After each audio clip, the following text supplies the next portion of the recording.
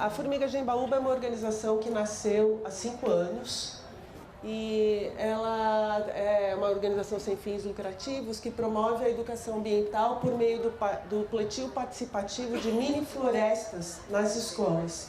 Não só nas escolas, ela começou com as escolas e hoje nós já plantamos também em UBSs e estamos caminhando para fazer plantio em CDHUs, né, em conjuntos habitacionais. A gente tem como objetivo, então, engajar comunidades no cultivo da resiliência climática, na promoção da saúde e também da produção de alimentos. A Formiga Gembaúba, em 2023, foi considerada uma das 12 principais organizações no mundo trabalhando a emergência climática pela Choca.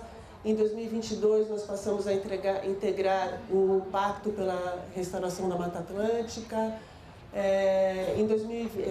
e a Rede Global de Mini Florestas Miauá, que eu vou explicar daqui a pouco qual é essa metodologia, né, que é de um botânico, nasce com um botânico japonês. Então tem essa rede SUG.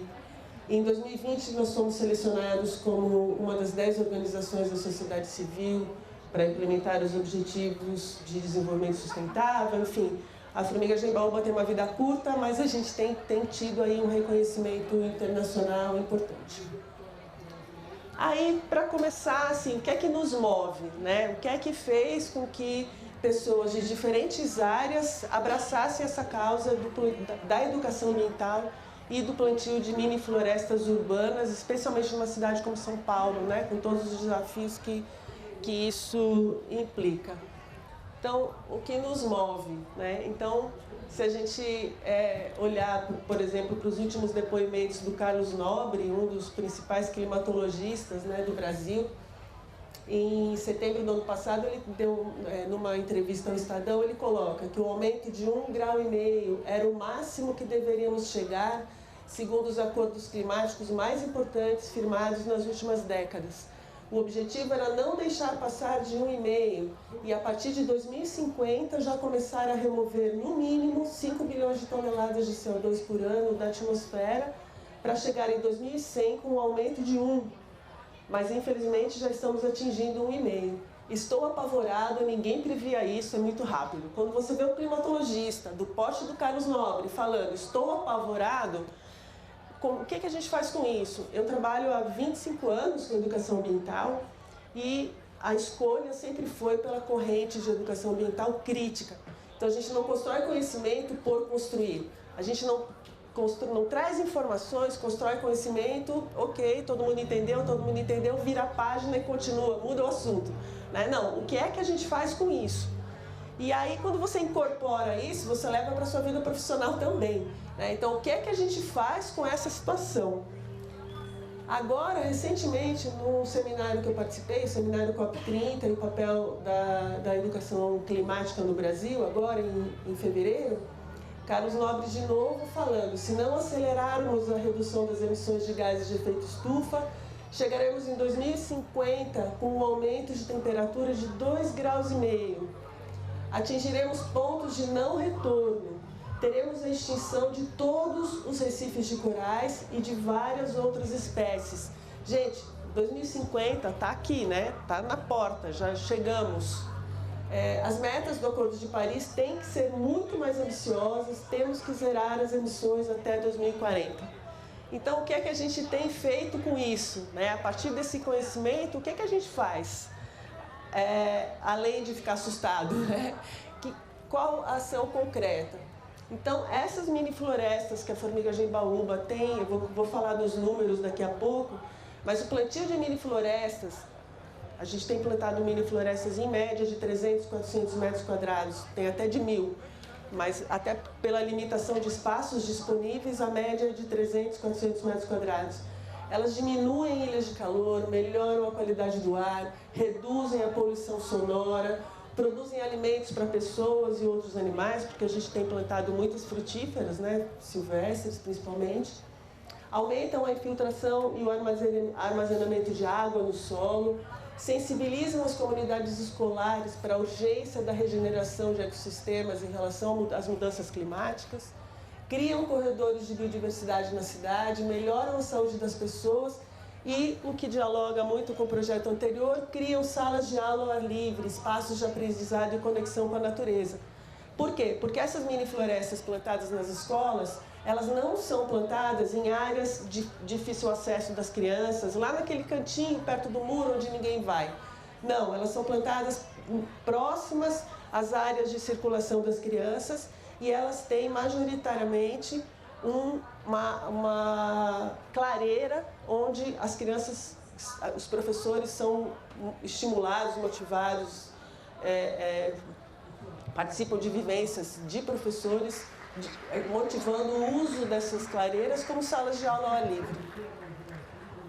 Então, até o final do ano passado, nós conseguimos envolver mais de 8.000 alunos e alunas, professores. A gente tem também um curso de formação de professores, que é híbrido, né? Tem uma parte de vivência de plantio de uma mini floresta, bem pequenininha, de 5 metros quadrados, só para experimentar mesmo, e o restante, formação virtual. A gente já conseguiu impactar mais de 40.000 pessoas. Até hoje nós temos 35 mini florestas plantadas. Este ano a gente tem uma expectativa de plantar 20 só nesse segundo. A gente só planta na primavera, né? A gente respeita o ciclo da natureza, então não tenta plantar em época que não é adequada, só quando tem realmente o ciclo de chuvas. Temos, como eu falei, nesses cursos de formação de professores, em várias turmas nós entregamos um kit com 6 mudas de árvores e fizemos a vivência de plantio em 5 metros quadrados, essas 6 mudas com plantas companheiras intercaladas a elas, criando ali uma célulazinha de mini florestas de Mata Atlântica. Então temos aí mais de 400 mini florestas dessas pequenininhas, 136 espécies de árvores plantadas nessas mini florestas todas e nesses anos iniciais, mais de 21.000 árvores plantadas. Mas para não ficar só falando aqui, a gente tem um videozinho que foi feito com a ajuda do MAP Biomas, que tem nos ajudado a identificar escolas que tenham áreas com potencial para plantio. Aí, claro que depois a gente tem que fazer contato com essas escolas, sempre escolas públicas, faz contato com essas escolas para saber se as áreas de fato se estão disponíveis para plantio de mini florestas e se há interesse da escola em recebê-las. Então, eu vou pedir para passar o vídeo.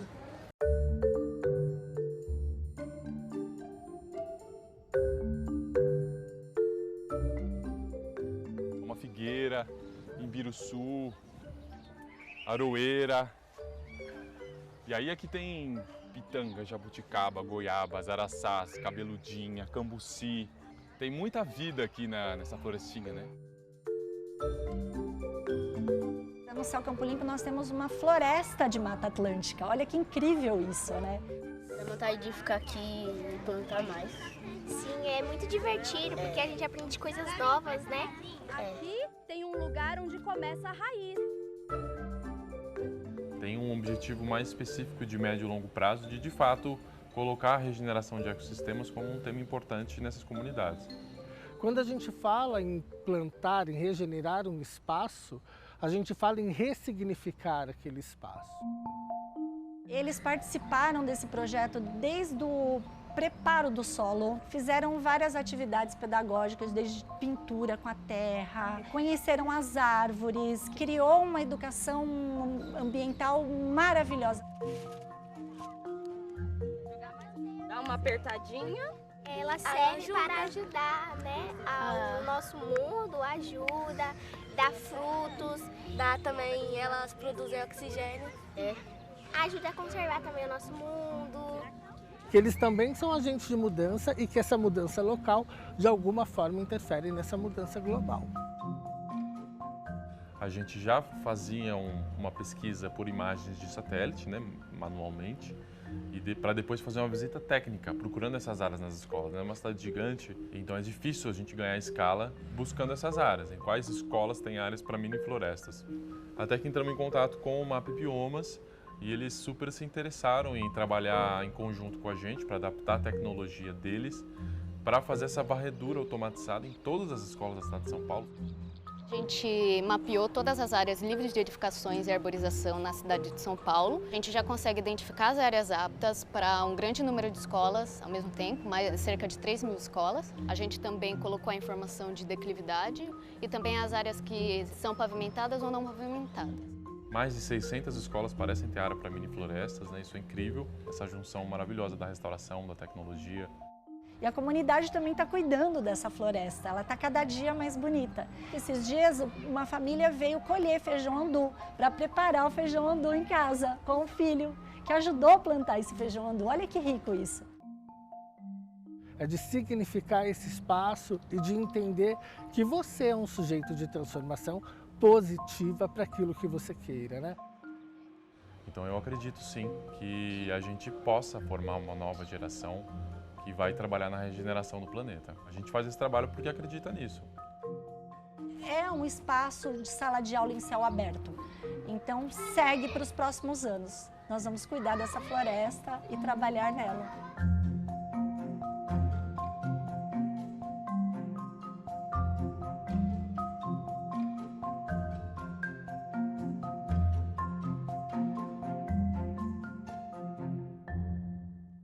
Bom, essas 35 mini-florestas que nós já plantamos estão distribuídas, a maior parte delas em CELs, né, em Centros de Educação Unificados, sempre nas periferias de São Paulo, nas áreas que possuem menos áreas verdes. Este ano agora de 2024, ano passado, nós plantamos também mini-florestas com todo o processo de educação ambiental que acompanha em Itu e em Porto Feliz. Esses nomes que tem FC são florestas de comida, porque além das mini-florestas de Mata Atlântica, a gente também planta mini-florestas de frutíferas. Então a gente aí não usa só essências nativas, mas planta as frutíferas muito mais próximas do que seriam plantadas normalmente. Então, a aparência fica uma aparência de floresta, só que não só com... Tem também frutíferas silvestres, mas tem frutíferas de todos os tipos, que a gente faz meio que ao lado, né? Um puxadinho da mini-floresta de Mata Atlântica com mini-florestas especificamente de frutíferas. Aqui uma coisa bem interessante, no ano passado vou falar já do processo de educação ambiental que acompanha esse plantio de mini-florestas, e nós fizemos a medição da temperatura na quadra da escola e no chão da mini-floresta, e é assim absurdo, né? Absurdo. O quão mais agradável é trabalhar com as crianças em espaços arborizados, né? Então aqui a gente tem uma foto de um plantio aqui no céu, Parque Novo Mundo. Aqui quando o solo começou a ser preparado e as árvores plantadas. Depois do plantio, isso aqui que vocês veem são rolos de feno, a gente cobre com feno para garantir uma camada de matéria orgânica. Aqui, um ano depois, essa mesma floresta, como ela já estava. Então, esse método Miyawaki, que eu vou falar já, ele provoca um crescimento mais rápido, mais acelerado das mini-florestas, das florestas. Aqui, uma floresta com 2 anos. Olha isso, né? Essa mini-floresta no Céu Campo Limpo, que foi onde foi feito o vídeo com as crianças plantando. Então, uma mini-floresta de 2 anos, olha só o jeito que ela já está. Aqui, 3 anos, olha só a sala de aula ao ar livre, né, numa clareira. Então, é um espaço que não tem quem não se sinta bem, né, que não tem quem reveja a sua relação com a natureza. Então, aqui falando um pouquinho do método de plantio que possibilita esse crescimento. Então, as mini-florestas que a formiga gembaúba planta, elas são inspiradas no método Miyawaki, nas agroflorestas, e também no manejo das florestas pelos povos tradicionais. A gente tem professores Guarani e Biá, tanto da terra indígena do Jaraguá como de Parelheiros, que são professores do nosso curso de formação de professores, que tem um encontro exclusivamente com eles. Então a gente tem uma relação próxima que nos ajuda também nesse processo. Então o método Miauá, ele provoca, né, impõe um cuidado muito grande com o solo, com revolvimento, incorporação de adubos orgânicos, plantio de adubação verde e cobertura com matéria orgânica. Então a gente começa o plantio em geral já no inverno, plantando forrageiras de inverno, né, adubação verde de inverno, depois faz a incorporação disso. Escolha cuidadosa de árvores nativas, não árvores nativas do Brasil ou da Mata Atlântica, mas nativas desta área de São Paulo, enfim.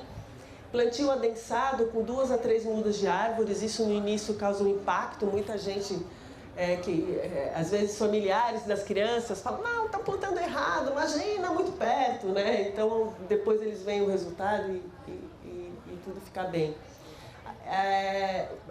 Nesse método que a gente utiliza, existe uma aceleração dos processos de sucessão ecológica com plantas ocupando todos os estratos e estágios da floresta. Então a gente coloca o que a gente fala para as crianças que são plantas companheiras, né? Você entra numa floresta, você não tem só árvores, você tem várias espécies, arbóreas, forrageiras. Então já na saída a gente já faz também o plantio dessas outras plantas. E a Formiga Gembaúba, ela tem um programa de educação ambiental que dura 1 ano nas escolas, mas a gente faz a manutenção dessas mini florestas por mais 2 anos depois que encerrou um trabalho de educação ambiental. Então, por um período longo, a gente precisa fazer algumas podas, porque tem árvores companheiras que crescem mais rápido do que as árvores que a gente quer que permaneçam. Então, tem todo um acompanhamento para garantir. Existem já florestas que a gente já está há mais de 2 anos, porque a gente só vai abandonar tirar a mão dessa floresta quando de fato o equilíbrio que se instalou ali permita que não existam mais atividades de manutenção. E a gente tenta envolver toda a comunidade em todas as etapas, né? Então professores, gestores, funcionários, famílias. A gente também a gente não faz o plantio por meio de mutirões, mas alguns mutirões são feitos convidando as famílias a participarem também. E aí é muito gratificante quando a gente percebe o quanto muda quando a gente chega para oferecer o projeto para a escola e a gente só planta as mini florestas quando elas são aprovadas no conselho de escola. Então, não adianta o gestor ter interesse em levar uma floresta para a escola. O conselho de escola precisa aprovar. E são muitos os medos, né? Não, mas vai ter bicho, vai ter aranha, ai meu Deus, né? Será que vai ser seguro? Mas as crianças vão andar lá no meio, né? Então tem todo um medo inicial e é muito bacana ver como isso vai se dissipando ao longo do processo. Uma coisa que a gente faz muito é pedir que todo mundo relembre a própria infância, né? E invariavelmente a relação era outra e aí isso acaba amaciando um pouco ali o caminho e possibilitando o trabalho. Então, aqui a gente tem um saruê, né, um gambá, que essas fotos todas foram batidas nas mini florestas já plantadas. Então a gente tem crianças encantadas com as cores da mamona, aqui crianças em intervalo, né, em vez de ficar correndo na quadra, jogando bola, algumas preferem deitar pertinho da mini floresta. Abelhas voltando, crianças caminhando, enfim. A gente teve não é muito comum, deixa eu tomar um golinho de água aqui, mas aparece sagui também, né? Uma coisa muito inesperada, porque a gente até brinca que é geração espontânea de sagui, né? Porque você fala, da onde surgiu? Eu dividi uma palestra em Jundiaí com um desses professores guaranis. E ele me ouviu fazendo essa brincadeirinha de geração espontânea de sagui. E aí, quando ele pegou o microfone logo depois de mim, ele falou, eu vou explicar por que tem sagui. E aquilo realmente me tocou. Ele fala que, a partir da cultura guarani-imbiá, as árvores têm espíritos. E quando elas crescem num lugar, os espíritos das árvores atraem os animais. E se eles não existem, Nhanderu providencia. Aquilo para mim foi de uma beleza assim, né, maravilhoso. Inclusive, vocês sabem como é que o currículo da educação indígena chama o que nós chamamos de grade curricular? Quem aqui sabe? Porque grade curricular é muito cruel, né? Ninguém quer uma grade. Eles chamam de constelação curricular, gente. Olha que coisa oposta, né? De grade para constelação. Eu quero uma constelação curricular, não quero uma grade curricular, né? Então a gente tem muito a aprender com os povos originários, muito, muito, muito. Assim, são lições e lições da gente virar para eles e falar, não, mas essa área é perto da escola? Toda a área é escola, né? Assim, tem muita coisa ainda que a gente acredita, mas não incorporou. E aí conviver é uma coisa que te faz aprender o tempo inteiro. Então, tem muitos animais que começam a habitar de novo aquele espaço. E aí, falando da parte da educação ambiental, a Formiga Gembaúba não é uma organização plantadora de florestas. Né? Por mais que isso seja o que brilha os olhos, né? Especialmente dos parceiros que nos apoiam, a Formiga Gembaúba é uma organização de educação ambiental que busca transformar a relação da nossa sociedade, né? Da sociedade que a gente vive com a natureza, e faz isso por meio da aproximação das pessoas, da convivência das pessoas com espaços florestados, né? E, portanto, o plantio, o engajamento no plantio das mini-florestas. Então, a mini-floresta é um produto resultante de todo um trabalho de educação ambiental que a gente acredita muito. Então, todas, vamos exemplificando, a gente conseguiu realizar todo o processo, identificou que nesta escola o conselho escolar quer uma mini-floresta, vamos plantar a mini-floresta lá. O que começa antes do plantio da mini-floresta é uma sequência de vivências, de 6 vivências com as mesmas crianças. Então, a escola define 6 turmas, são 6 turmas com as quais a gente vai trabalhar durante todo um semestre e depois mais 6 no semestre seguinte. Então, essas mesmas turmas, e os professores e as professoras acompanham, obviamente, elas passam por 6 vivências de educação ambiental. A primeira é de leitura do mundo, onde as crianças são levadas a observar tanto o espaço interno da escola como os arredores do bairro, na perspectiva do verde que existe ou que não existe ali, né? Então, desnaturalizar o concreto. Né? Sempre foi assim? Por que é assim? Por que em outros lugares é diferente, aqui é desse jeito? O que muda quando tem árvores e não tem árvores? Então, problematizar a própria realidade, despertar o olhar para aquele contexto. Aí, a segunda vivência trata da floresta e o clima. Então, ter ou não ter verde, como é que isso impacta nas enchentes, nas mudanças de temperatura, enfim. Essa vivência do clima, a gente tem muito cuidado para não provocar eco-ansiedade. Não sei se todo mundo aqui já ouviu falar esse termo, mas eco-ansiedade, a ansiedade ambiental, é alguma coisa que já faz parte do rol de tipos de ansiedade lá da área de saúde. Então, não adianta a gente transmitir uma informação que vai causar pânico, paralisia e não engajamento e vontade de transformar.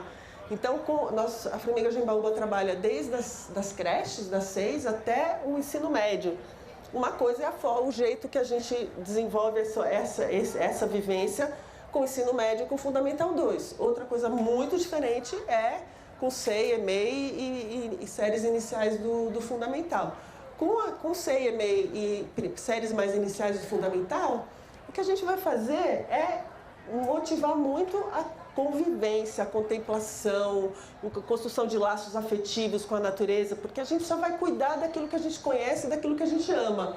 Então, a gente faz uma diferença bastante grande da forma de trabalhar esses conteúdos das vivências de acordo com as diferentes faixas etárias.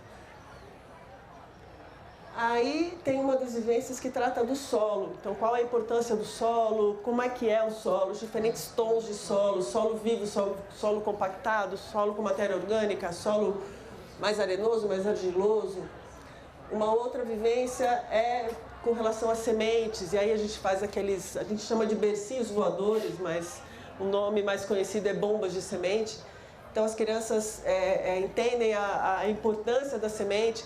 A gente tem uma coisa que impacta muito, que é colocar uma muvuca de sementes em cima de uma chita e pedir para que todo mundo imagine aquelas sementes crescidas, né? Ali a gente tem uma floresta em potencial. O que precisa para que aquilo se transforme numa floresta em potencial, né? Então provoca muito as crianças a imaginarem o que contém uma semente, toda a magia delas. Aí aqui a vivência de plantio. Então a vivência de plantio é a 5ª vivência. Aí feita esse plantio com as crianças, muitas vezes a gente deixa uma área e separa uma quantidade de mudas, e aí o plantio é finalizado com a comunidade, com familiares, com pessoas vizinhas à escola, enfim. E os cuidados, a última vivência é uma vivência de cuidados, onde, dependendo da faixa etária, eles fazem de argila os guardiões da natureza, e aí vão lá depois espalhar pelo espaço. Essa foto especificamente é de uma daquelas florestinhas que eu falei de 5 metros quadrados, plantadas pelos professores a partir da formação que fizeram conosco. Mas essa coisa do cuidado é uma coisa muito forte que a gente tenta estimular muito. Aqui, a gente começou a fazer, a partir do ano passado, o que a gente chama de manutenção pedagógica.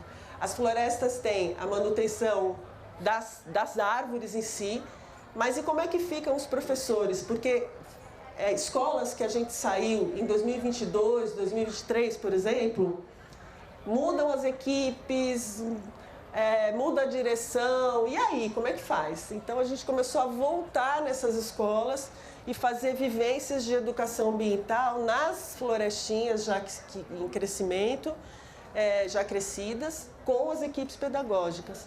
Então isso para a gente é uma forma de garantir que a coisa de fato permaneça, né?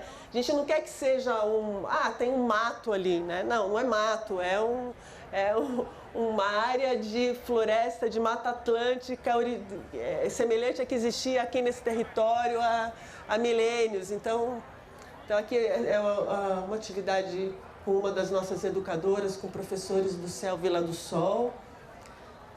Aqui foi numa dessas, uma vivência de uma formação de professores do nosso curso de formação de professores híbrido. Aqui uma florestinha que eles plantaram. Aqui, como a gente planta muitas plantas companheiras, então parece um jardim, mas ali tem muitas árvores, tem mais ou menos umas 6 árvores nativas plantadas. Aqui foi algo que foi uma experiência o ano passado. Nós fizemos uma parceria com a UBS do Jardim Guarujá, na Zona Sul, e foi uma experiência incrível, porque a UBS ela já tem vários grupos com os quais ela atua, né? Grupos de idosos, grupos de pessoas que têm diabetes, grupos de caminhada, enfim, tem grupos de crianças dos CCAs próximos. E aí, esses grupos que atuam, né, esses profissionais que atuam com esses grupos tiveram sim interesse em levar esse processo pedagógico para lá. Eu sou diretora pedagógica da instituição, então a gente tem um programa pedagógico para cada faixa etária nas escolas, um programa pedagógico para manutenção pedagógica, um outro programa pedagógico para as UBSs. Então, nas UBSs, por exemplo, a gente trouxe várias questões que relacionam a existência das mini-florestas à saúde. Então, a perspectiva do banho de floresta, a perspectiva do aterramento, né, do growing, de andar descalço na terra. Então, tem muitas coisas que vão... Nas UBSs, a gente também procurou colocar mais espécies medicinais, tanto árvores como ervas. Então, foi uma experiência bem bacana e a gente está expandindo agora em 2025. E, assim, o que orienta, né? O que tem orientado o nosso trabalho de educação ambiental? Primeiro, ações coletivas tendo como objetivo o bem comum. Não é uma coisa que a gente faz para se dar bem, né? As crianças, a hora que você constrói esse vínculo com a mini-floresta, constrói esse vínculo com a natureza, é alguma ação em busca do bem comum. Como é que a gente torna isso uma coisa mais recorrente? Olhar para os problemas coletivos e pensar em soluções coletivas e se dedicar a isso. Então, isso é uma coisa que a gente tem trabalhado bastante. Plantios com as comunidades, então vocês veem aqui vários familiares plantando junto, então envolver as comunidades para que isso, independente da mudança de pessoas nas escolas, a comunidade proteja, cuide e valorize aquele espaço. Reconexão com a terra, né, é uma coisa que a gente percebe uma resistência muito grande quando a gente chega na escola e depois isso vai se transformando ao longo do processo. Reverdejar a cidade, né, muito alinhado com o Reverdejando Escolas, então aqui a gente tem toda essa área verde na parte mais abaixo aqui do slide, são mini florestas que foram plantadas nesse céu. A gente planta muitas frutíferas, então é muito bacana ver o encantamento das crianças colhendo pitanga, colhendo amora, colhendo araçá, frutinhas que eles nunca viram muitas vezes, né, não é uma coisa comum. Então, muitos pássaros que começam a habitar esse lugar por conta das frutinhas que vão surgindo. Esse menino é o nosso exemplo de guardião da floresta, ele é lá do Campo Limpo, na Zona Sul, e ele vai para a mini floresta todos os dias. Ou ele chega mais cedo e caminha na trilha, ou ele antes de ir embora caminha na trilha, e aí as professoras vieram nos falar, gente, vocês têm que entrevistar o Pietro, porque ele é o mais apaixonado, né? E ele fala que eu venho para cá porque eu me sinto bem aqui, né? Muito bonitinho, né? Num lugar que é puro concreto e você vê assim a paixão, né? Quando descobre que podia ser diferente. E aí é isso, né? A oportunidade de reaprender a conviver com a floresta, né? De restabelecer essa ligação que é tão intrínseca, né? A gente sempre fala que não existe saúde humana num planeta doente. Não é uma opção não trazer a educação ambiental para o cerne do currículo. A educação ambiental não pode ser uma coisa que se trabalha no Dia da Árvore e no Dia do Meio Ambiente. Não é um penduricalho. E aí a gente trabalha muito com os professores como abordar os diferentes conteúdos previstos no currículo por meio da educação ambiental, dos temas relacionados. Quer dizer, você trabalha história, geografia, ciências, língua portuguesa, matemática, artes, de uma maneira muito mais contextualizada, muito mais significativa, que faz muito mais sentido para as crianças. Então, é preciso reaprender a conviver com a escola. E aí, para finalizar, eu sou uma freiriana de coração e alma, então não dava para não trazer Paulo Freire para essa roda. Então, Paulo Freire fala que esperançar é juntar-se com outros e com outros para fazer de outro modo. A esperança é um condimento indispensável à experiência histórica. Sem ela não haveria história, mas puro determinismo. Só a história onde há tempo problematizado e não pré-dado. A inexorabilidade do futuro é a negação da história. Então, acho que eventos como esse e pessoas, né, envolvidas com essa causa e com esse tema são coisas que nos ajudam a esperançar, né, a aquecer o coração e seguir em frente. Obrigada, gente.